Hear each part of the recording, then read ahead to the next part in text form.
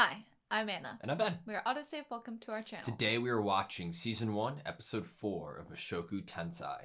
And I am pretty excited. I've been really enjoying the story so far. It's some interesting plot developments that I have never experienced in watching an anime before. So it's a new experience for me. And I love the art style and the music. Mm-hmm. Yeah. I just love fantasy. I love fantasy worlds.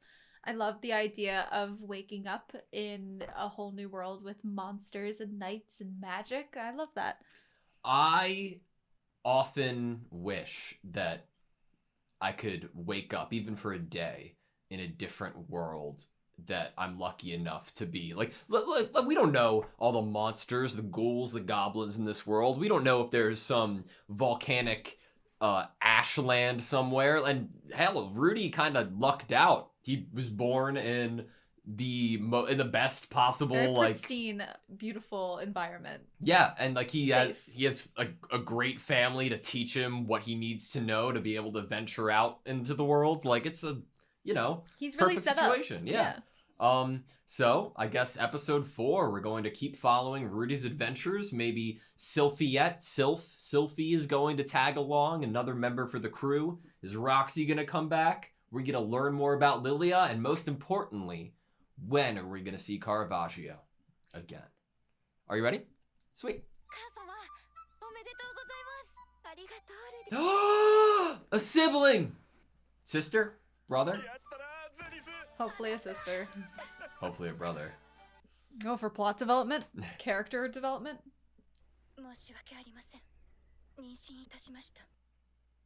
What? 相手は誰? そんなことを聞ける空気ではなかった。全員が一瞬にして感づいた。すまん。多分俺の子だ。正直な男だと褒めるべきか。Paul。いいじゃないか。嫌いじゃないよ。お前のそういうところ。That is not something I expected. In any other show, is the opening for every episode different, like visually? Sorry, in any other show, I would just try to understand what's going on, be sympathetic to all parties involved. But I've told you privately, I think that my biggest crush that I've ever had in any anime ever is Zenith. So I'm very upset right now. I'm very angry with Paul.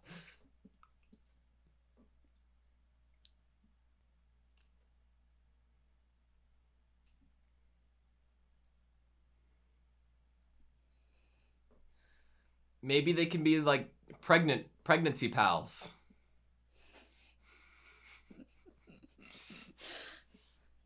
Maybe.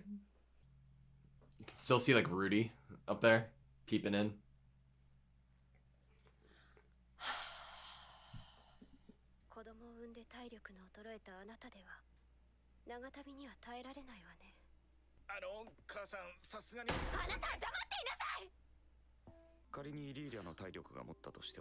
Zenith's in a position to be a very kind and generous person here. It'd take a very kind and generous person to do something, though. She offered her home to Roxy. She's not... Her disposition is to be kind.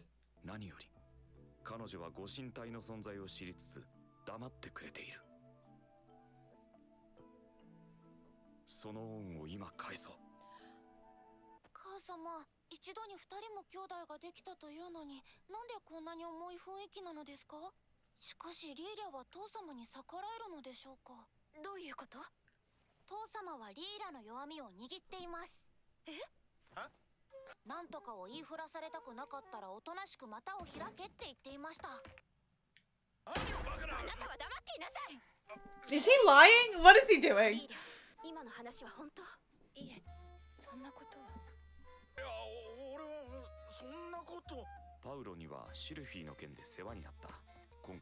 And are you making it worse?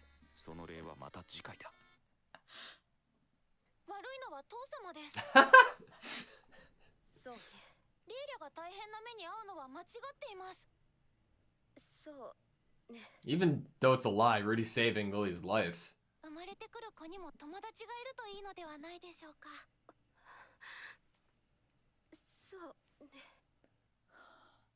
Just feel bad. それに母様、僕にとっては両方とも兄弟です。僕はまだリーリャとお別れしたくないです。わかったわよ、もう。ルディにはかなわないわね。苦労をかけるね、ママ。Yeah, you really didn't. リーリャ、 Come on. うちにいなさい。勝手に出ていくのは許さないわ。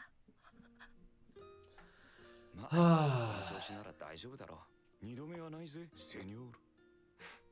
あなた、後でゆっくりと話を聞かせていただきますね。Kick him out in the snow. Just raise your babies together. Kick Paul out in the snow. Pregnancy pals. Yeah. パウロを誘ったのは私なのだ。 Lilia! 毎夜毎晩二人の喘ぎ声を聞いていれば、メイドとて性欲はたまる。むしろ今までよく耐えたと思う。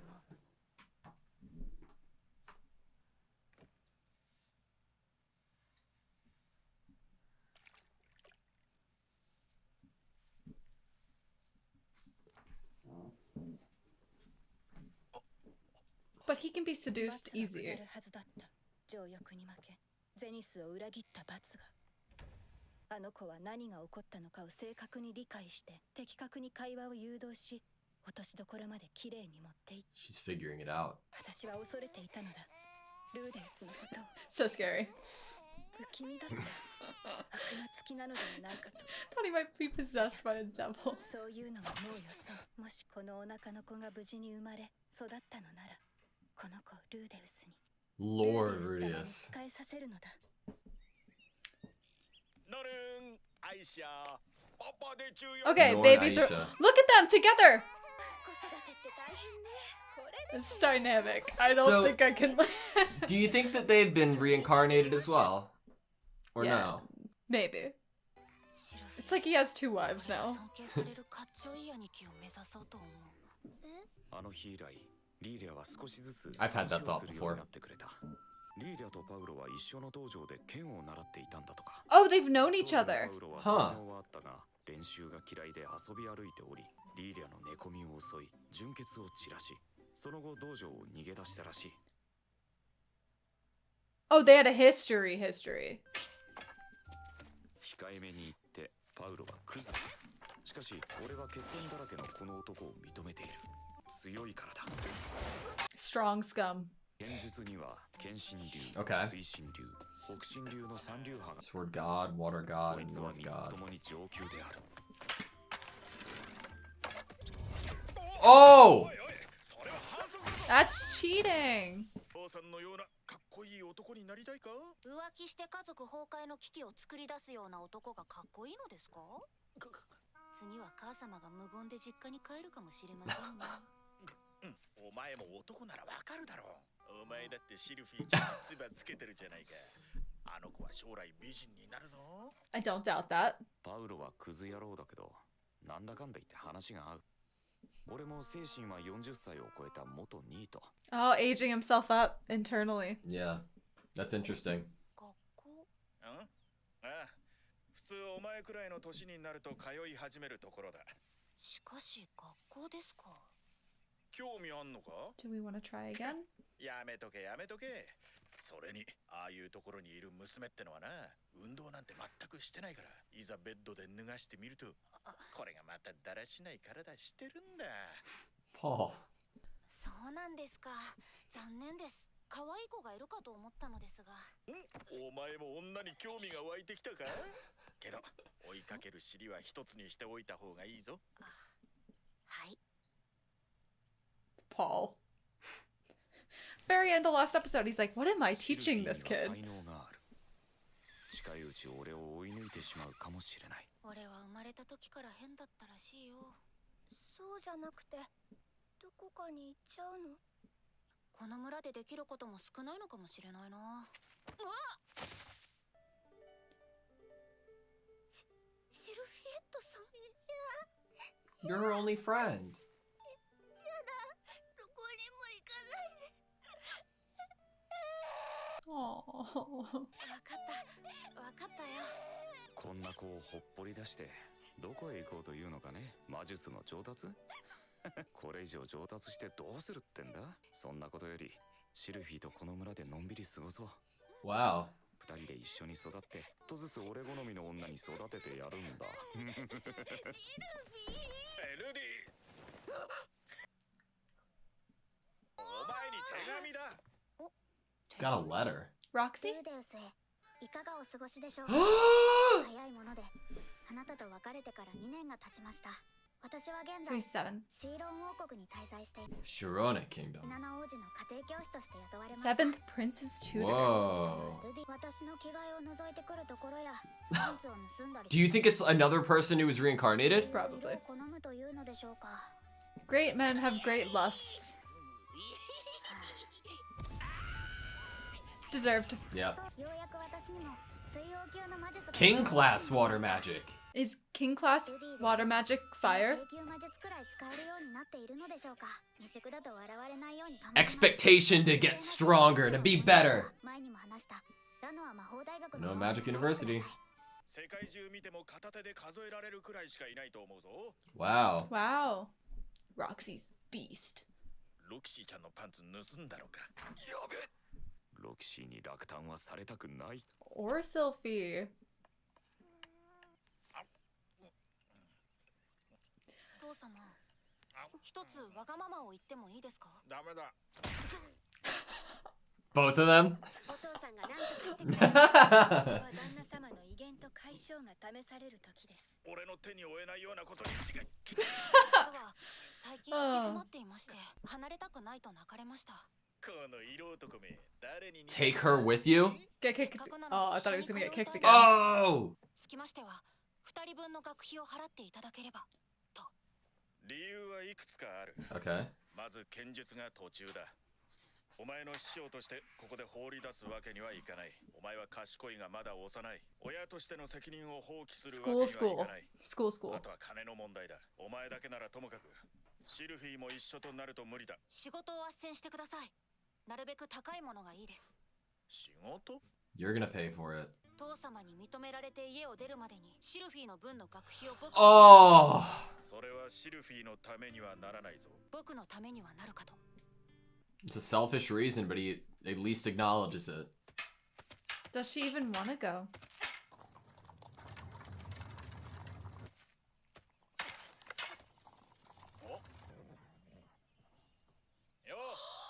I saw a tail. Ghislaine?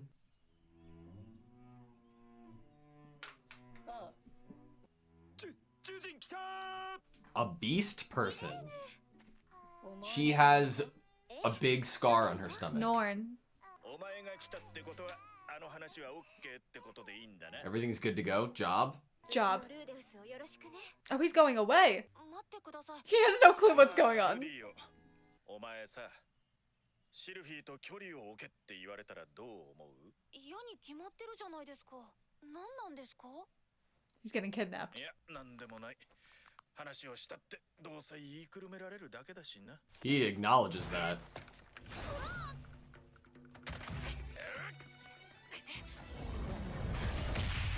It's like a full-blown fight. Oh, that was cool. The sound. Oh, The the use of sound. magic. Whoa! That was smart. The music's pretty great too. Whoo!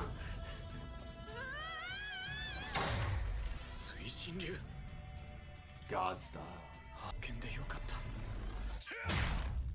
Oh! He kidnapped for sure. Knocked out and kidnapped. I bet he doesn't even have his holy relic with him. Didn't We'll get even a new pack his one. bags. パウロの息子にしては礼儀正しいのだな。ギレーヌだ。明日からよろしく頼む。よろしくお願いします。 You can tell that Ghislaine is very strong because she doesn't need armor. And Rudy is being very, you know, open-minded right now to what has happened to him. Yes. Okay, that was season 1, episode 4 of Mushoku Tensei. What do you think? The family dynamic has gone in a place that I, in my brain, would have not been able to concoct this dynamic that has happened here. Not only what happened, but then that it was we're all living together Yeah. even afterwards. That was interesting. Yes. Did not expect that. I would not have been able to come up with that on my own. So that is my first thought that I'm putting out there, is just Paul. As Paul. Rudy said, Paul is scum, but Paul is strong. So that is why he is respected by Rudy. Yeah. I'm trying to find right now the language that was used in Paul's past with Lilia. Do you remember if it was... You've already skipped past it, I believe. It's a long conversation that they have about Paul being scum, and then they Rudy's say mentally that a 40-year-old. Actually, it might have been before he talks with Paul, because he's talking about how his father deflowered her. Yes, that is Or that is what I'm trying Here to it is, find. here it is. Despite all his faults, I respect him. Sword styles. Hey, now that's cheating. You might have a talent for magic, not for sword play. Is it cool to cheat on your wife with your family? Mother might go back to her parents' house. I'm sure she will. Paul's scum. Never mind, don't need it. It's hard to find. 1 second. Okay, we found it. Lilia and Paul studied swordsmanship together. Back then, Paul had talent, but hated practice and goofed off. In the end, he assaulted Lilia when she was sleeping and deflowered her.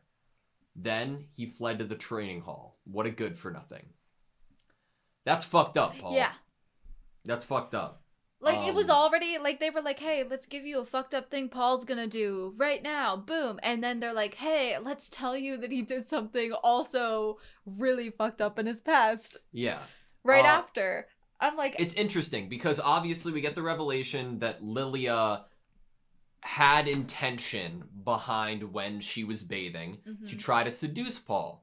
But it didn't take much to seduce him at all. Correct. And that seems to be Paul's nature.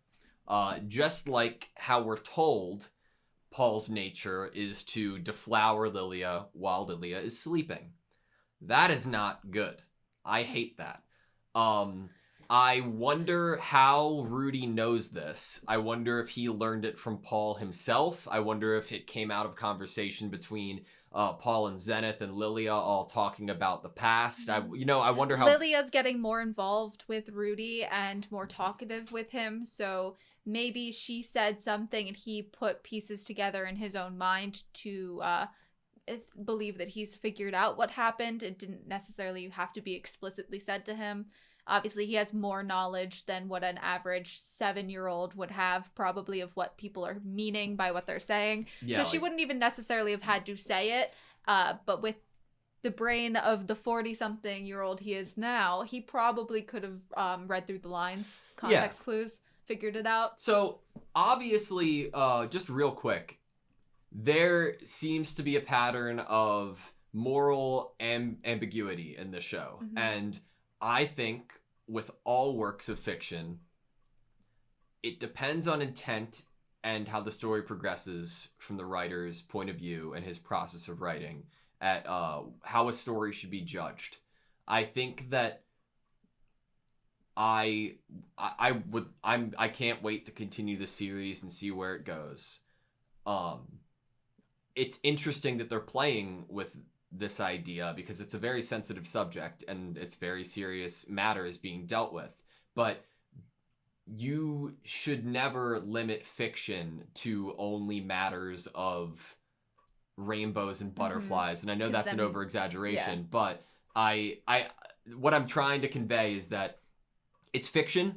Horrible, repulsive characters exist, and it is our job to say that they are horrible and repulsive so that we can identify human nature and say, that's fucked up, Right. And it is fucked up from what we've been told and, And as children, we grow up with stories where there's always a villain. Yeah. There's always a villain in stories. There's always someone who does something that society or the reader would deem incorrect, not very nice, evil, any of those things.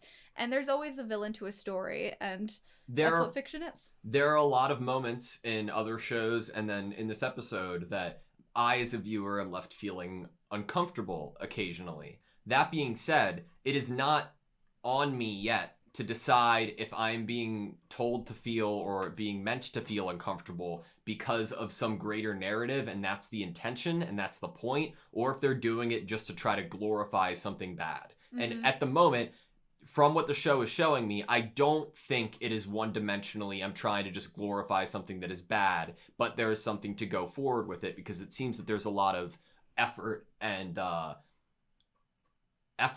character writing that's already gone on in the first two episodes that leads me to believe it's intentional right now. Oh, it feels very intentional to have a character such as Paul, and a character that we've already kind of been introduced to as the narrator, basically, Rudy, and his life and how he originally was before coming into this life, and then now the type of person his father is. It's all planted on purpose, for sure. And I think we're just supposed to,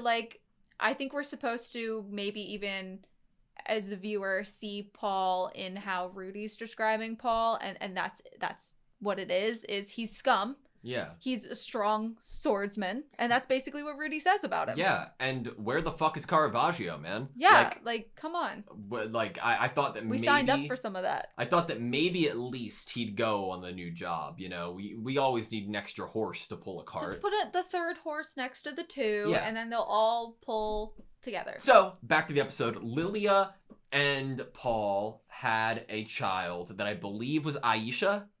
And Norn was Rudy's full-on biological sibling and not just half-sibling, correct? Yes. I wonder what they're going to be utilized for, if anything. I wonder if we are going to get Rudy going off and doing other things, and then as everybody grows older, they're meant to be, you know, like a team, like a squad. It seems like there's only really a narrative in place in terms of, like, Aisha, which is Lilia and Paul's child. It seems like that is the only kind of that has been put in place at the moment, which is I'm going to raise my child to serve Rudy, you know? Yeah. So at the moment I'm like, is there something that this child is supposed to be or do in this narrative that is why the writer chose to create this child and have this child be born to Lilia and Paul, you know? Quote unquote, it is my job going forward, and obviously, like, you know, it's I'm not gonna say what the actual quote is, it's not in front of me, but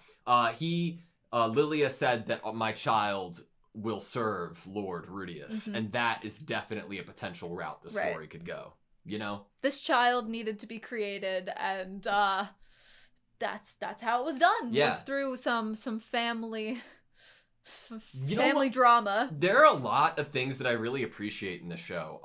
I love the attention to detail, and I know it's very small, but the idea of Rudy intentionally internally aging himself up in his grand scheme of I'm gonna add this previous life to my life currently and put the ages together. I think that's pretty cool. Like, just like a little bonus bit in there. I do too. I want to talk more about, like, specifically what happens at the end, but I do want to still kind of stay at the beginning with, like, one last kind of thought, and that is, in terms of my entertainment or my, like, you know, making me feel maybe a little less uncomfy for certain things at the beginning, I did like Lilia and Zenith's kind of relationship dynamic toward, like, kicking Paul at the same time, or looking across the table at each other, being willing to have the babies in the same bassinet together, basically.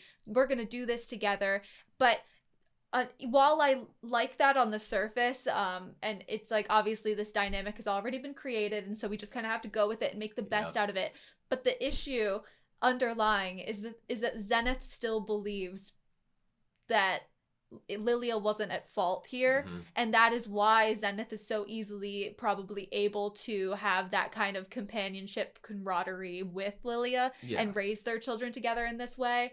I agree with you, and it's I feel very bad for Zenith. Well, they're not afraid to play with the character's morality, right? Because there's a line of we learn a little bit about Lilia in the fact that even though Rudy is kind of manipulating the situation, putting in lies, Lilia does deny it at first.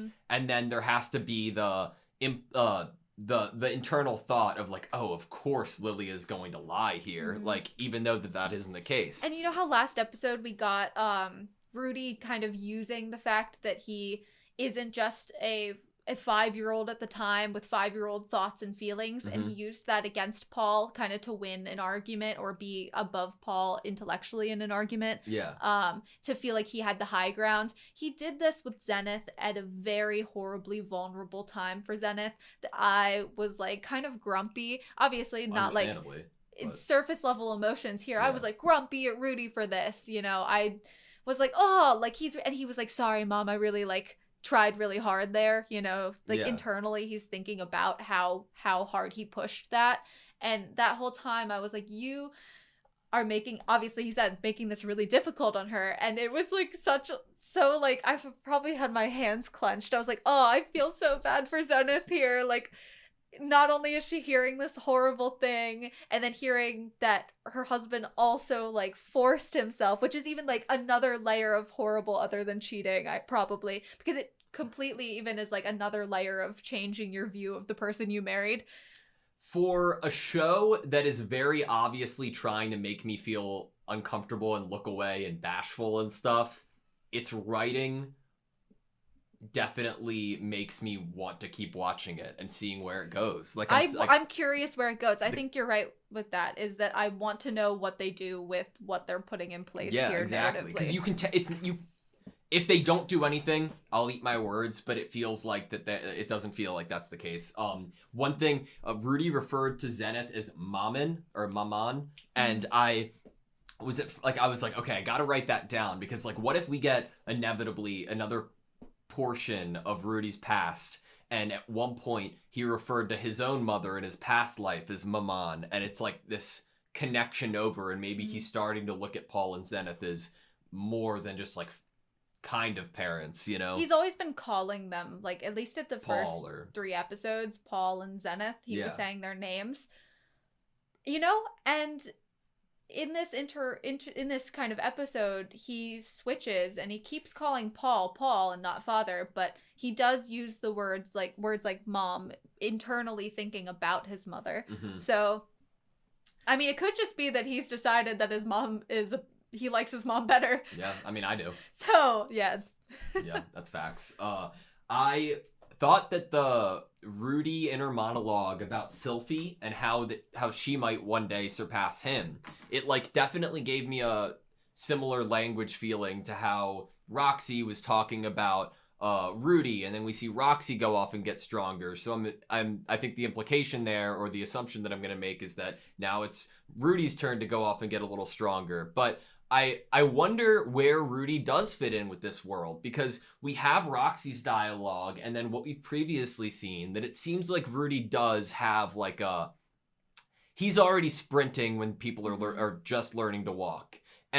But then we're met with other facts like, oh, people can catch up like this, like Sylphie, like, and now he's at a standstill of not being able to progress anymore. So is he just like another person in this world, and the fact that he has this consciousness has not actually helped him too much, and maybe it's just, oh, he was born with pretty good genetics, so he started off pretty good. It's like it's just the level of awareness that he had so early on of wanting to. He started this life being like, I'm going to be serious about living. I don't think any toddler is like, I'm going to be serious about living today. So obviously he was already in his mind. Like, I feel like he was already away from the path of what a normal child is thinking, which is, let's go play outside with our friends. And he was like, I'm going to study and get stronger. And, you know, he was already in a different headspace, and that is why he was probably able to pick up things so quickly, and maybe not even that he was a prodigy, maybe just that he did learn really quickly. Speak for yourself, Anna. When I was 5 years old and lost my first Yu-Gi-Oh duel, I looked down at my untied shoelaces. They weren't shoelaces, they were Velcro. I didn't know how to tie shoes yet. And I knew that I had to pick myself up by my theoretical bootstraps and put my duel disc back on and fight to be the best Yu-Gi-Oh duelist that the world has ever seen. I think that's one of the best things that we've ever learned about each other's past, is that we both had Yu-Gi-Oh cards and played Yu-Gi-Oh. Not just played, dueled. Oh, fuck. Okay. So Rudy is kind of diverging in a way. He is realizing that there are two paths in front of him in this episode. A path that his 40-something-year-old would have taken in the past life, and a path that he kind of wants to take now that he's living a new life. And he has this dilemma at the same time that he's realizing that Sylphie is progressing so quickly. He's like, wait, why am I trying? Wait, I'm at a stopping point, a stuck place with my magic. Why do I want to get so good at magic? Why am I trying so hard? And he's realizing now that he is like, old me, past life me, would be like, you're an idiot if you leave this cute girl and this future with a cute girl in a happy little village, you know? Like, but then the other part of him, the part of him that is experiencing this new, exciting chance at life is like, magic is cool, swords are cool, exploring the world is cool, making friends is cool. Yeah, it's interesting because it definitely goes against the nature of that past life. And I wonder where it's going to take him, because it seems like, but what he was talking about in his life with Sylphie here, I think that his past life self might, that's the past life self winning, right? Because at least in his mind, not saying that it's real, in his mind there's some sense of certainty, and within that certainty comes comfortability of a potential future life where he quote unquote raises Sylphie to be the best. Exactly. But how do you know that Sylphie even wants to be with you, dude? But and I understand that I know that he seemingly wants to do the best of the both worlds by paying for Sylphie's tuition and taking her with him, like how you said in the episode. You don't even know what she wants. You don't know if she'd want this. Does she even want to be that good at magic? She enjoys, so like, obviously Sylphie is a child without, I'm believing, a 40-something-year-old inside of them. So to Sylphie, it's like, wow, it's fun to learn magic with my friend, and these, like, I want him to stay and we can play more. You know, I doubt she's like, I'm gonna go to magic university. Like, I don't think that she's like thinking like that. She might like magic this much because of their bonding together, because and it's fun. I mean, it was her first like friend. This is a thing they do together that they can get excited about. It's time that they can spend together. It doesn't mean she wanted to do it like so hardcore that it's like her life now. Yeah. Interesting. I'm really glad that, I think that the story is really it was a really smart move to introduce Roxy the way that they did and then have her depart the way that she did, because having the callback from Roxy, I think, is more fruitful. The callback is in the letter re-upping, bringing her back into the story. Bringing her back into the story the way that they did to remind us of the University of Magic in Renoa is a better choice than Rudy thinking that on his own, because it delivers the idea that Roxy has improved, where if Roxy wasn't involved in that letter, it would have just been Rudy. And I don't think Rudy on his own, without that, nudge, would have gone for it. And it makes especially when you ended with both of them almost being on a similar level in terms of talent, or like in terms of what they've learned or mastered.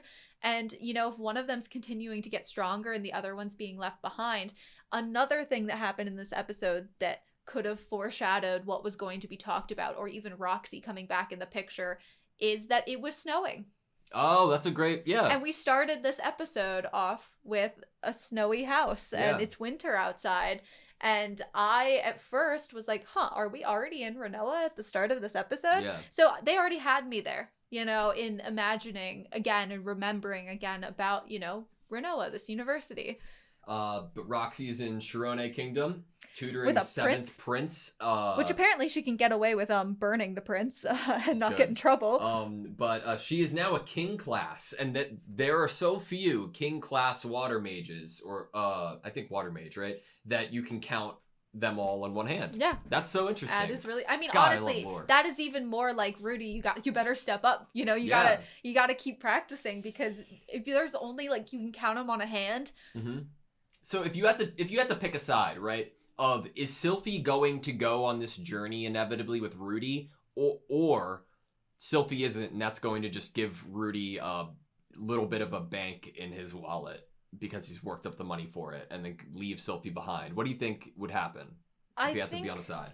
So right now, Rudy is, he's already identified and aware of himself in terms of his selfishness, in terms of him wanting something to happen and not really, like, doing it selflessly for the other person. Yeah. He's not raising money so Sylphie can go to school because Sylphie is going to miss him and Sylphie wants to be there. It's because he wants Sylphie there. Yep. And I found it very interesting what Paul said right before this kind of whole kidnapping thing happened. And he was like, "Is it what would you kidnapping if your parents let you or want you to go, or like are the people who put you in the car? It's like just I can think of some modern day examples of things that are similar that I would say are still Okay, kind of that's fair. kidnapping. That's fair. I don't know. It's not necessarily maybe kidnapping. I don't know if there's a word for it. I'm just gonna use that word right now, more in a joking style It's like, for oh my this God. episode, because obviously he's in safe hands and he's gonna be working, which is what he asked for. It's like when I got sent to band camp, I was like, I don't want to spend my whole summer playing the flute, Mom. And she was like, well, You should. asked for a flute, so Yeah, do it. Like, see, but right. What we're getting here is that what I think is happening is that Paul thought that if Rudy heard, like, Paul found a job for him. And Paul thought, if Rudy learns that this job will take him away from Sylphie for a very long time and he won't be able to see her, he won't want to do this job. But he wants this money, and he, as a man, has decided he's going to make sure him and Sylphie go to school together. So that's the way I'm going to get him. do you think to Paul go on thinks this job. that this might shake Rudy's will, or like Rudy's desire to continue working for Sylphie? Or do you think that, you know what I mean? Do you think, because obviously that there seems to be some connection with Ghislaine and Paul. He might want, maybe be treating this as an opportunity that Rudy takes on more swordsmanship. Paul has far better of an understanding who Rudy is than I assumed he would.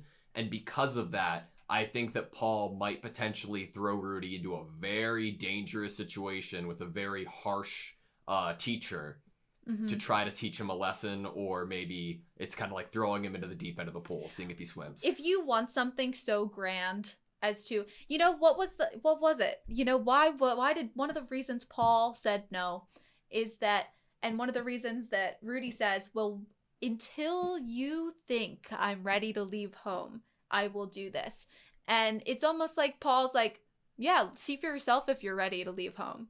Yeah. Like that, this is what's outside home. This is what you're working toward. This is what you're trying to leave and go away from the family and go to school and take someone with you. Are you able to protect Sylphie if you leave the confines of this like safe village? And what if it is a teaching moment it's here? Your responsibility to This is what the real protect her world if you're is. Yeah, exactly. If you raise the money and take her out of here with you, then didn't first episode Paul be like, you have to protect the weak? You know? Yeah, and so what if this is a teaching moment of, this is the real world. You haven't lived in the real world. You're in a safe village protected by a guy that is really awesome with swords. A knight.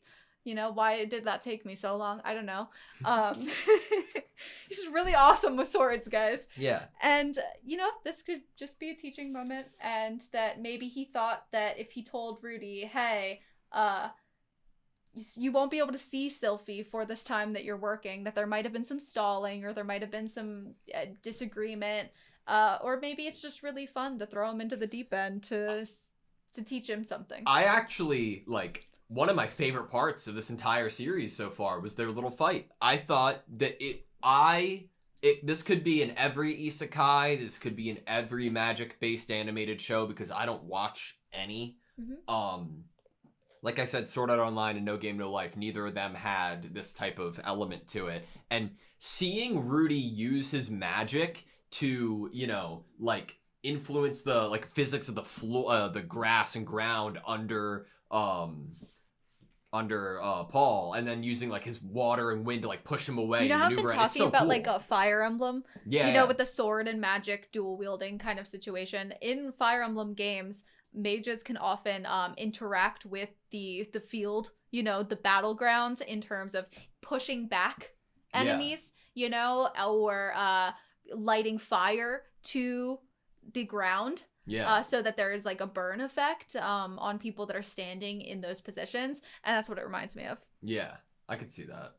I wonder what there is to Paul's strength. Is it just I'm a good sword fighter, I'm strong? Or are there any like tricks? I don't know how deep to look into this show yet, because in something like Attack on Titan, obviously I'm going like frame by frame crazy off the walls. But am I supposed to just like sit back and enjoy it for what it's showing me, or think so. crazy? I think so. Like in this scene, I see like Paul like getting ready to like charge at Rudy, and then like it seems like his right foot is outlined in red here with like a little red particle coming off of it that's not influenced by anything Rudy's doing. And I'm like, does Paul have a deeper skill base or power that we don't know about yet? I mean, he does the water god style, and it's almost like time slowed for him. Yeah. And there was a doubling effect that was on top of him. Yeah. And yeah, time is slowing. You're getting the blue kind of come off of him. It's to like show us that. So like it seems like the way that they're doing it is they have the like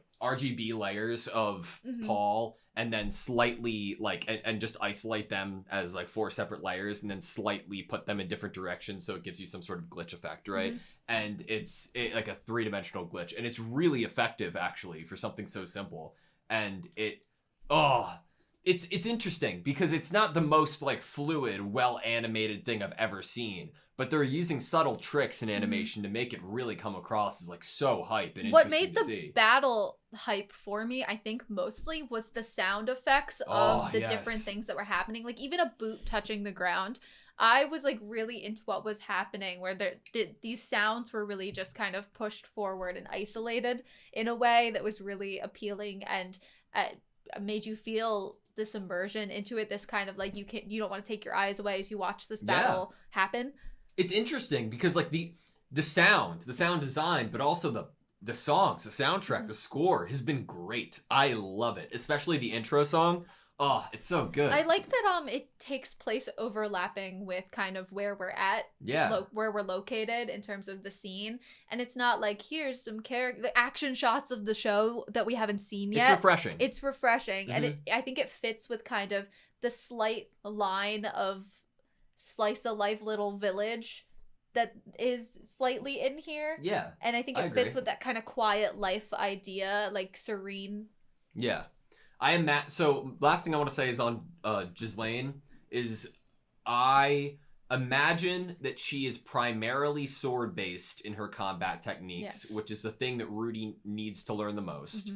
Which Paul wants him to learn the most. I am hoping that through Ghislaine we learn about Paul's past and maybe her feelings towards Paul, and how Paul's like, Paul fucking, he's a dick sometimes, man.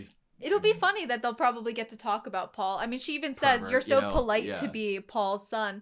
You know, Paul did say at the dinner table that as his sword teacher, Rudy's not ready to leave the house. And so maybe to Paul, he's like, if Rudy wants to leave so bad and he wants to leave soon, he needs to be ready. And as his sword teacher, I need to do something in order to progress his swordsmanship the best. And maybe that is what this is. This is a make money and get better with the sword. Therefore, Rudy with his, he knows it's selfish, but my son will be able to do what he wants to do. He'll be capable. He'll be ready to leave the house. I'll have faith in him. I can easily think of a lot of bad things to say about Paul, but I will say that at the dinner table, after Rudy made his request and Paul giving his reasons for no, that felt very genuine and serious, and like he wanted the best for Rudy. You know what made me happy about it, and you said it in so many words, is just that he gave reasons. Yeah. He didn't just say no. That was refreshing. I feel like a parent or something, parent figure could have gotten away with, or it could have been normalized that the parent would just say no, and the kid would have to take that and not get to know the why, but how are they supposed to grow? How are they supposed to understand the world if they don't know the reasons you're saying no or saying yes? So we have beast people. Yes, we have beast people. Do we get fairies? Do we get elves. Lizard people? Do we get... Are lizard people in the category of beast people? God damn. And we have demons. What? Any other like fantasy type characters you could expect? Ogres, nice. Dwarves. I don't watch a lot of fantasy stuff. I'm trying everything I I'm thinking of is like just Shrek, like a cat. Ogre. who has a Oh, sword. donkeys. Donkeys. Donkeys. Dragons. Would dragons be a beast Gingerbread people? men. Gingerbread men. Yeah. I hope so. Me too. Candy people. Thank you guys so much for watching this video. Please like, comment, and subscribe, and we hope to see you next time.